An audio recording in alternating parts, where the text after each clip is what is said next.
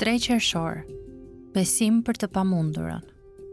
Por u forcua në besim duke i dhënë lavdi Perëndis, plotësisht i bindur se atë që ai kishte premtuar ishte edhe i fuqishëm ta bënte. Romakëve 4:20-21.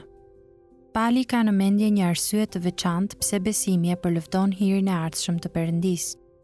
E thënë thjesht, arsyeja është që besimi i cili e përlëvdon Perëndin është një siguri e orientuar drejt së ardhmes në integritetin, fuqinë dhe urtësinë e Perëndis për t'i mbajtur të gjitha premtimet e tij.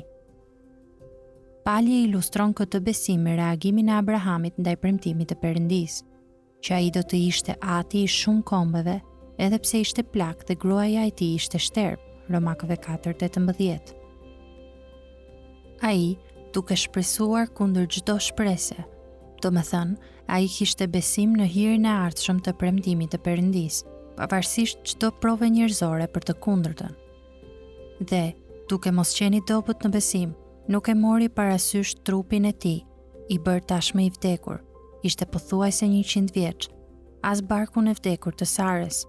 Madje nuk dyshoi me mosbesim në premtimin e Perëndis, por u forcua në besim, duke i dhënë lavdi Perëndis, plotësisht i bindur se atë që ai kishte premtuar ishte edhe i fuqishëm ta bënte. Romakëve 4:19-21. Besimi i Abrahamit ishte një besim në premtimin e Perëndis për ta bërë atë atin e shumë kombeve. Ky besim e përlëvdoi Perëndin sepse e tërhoqi vëmendjen te të gjitha burimet e gjithë pushtetshme dhe të mbinatyrshme të Perëndis, të cilat do të nevojiteshin për ta përmbushur atë premtim. Abrahami ishte tepër plak për të pasur fëmijë dhe Sara ishte shterp. Jo vetëm kaq, por si mund të kthesh një bir ose 2 në shumë kombe, ati të cilave Perëndia tha se do të ishte Abrahami. E gjithë kjo duke i krejtësisht e pamundur. Prandaj, besimi i Abrahamit e përluftoi Perëndin duke qenë plotësisht i sigurt se ai mundej dhe do ta bënte atë që ishte e pamundur nga ana njerëzore.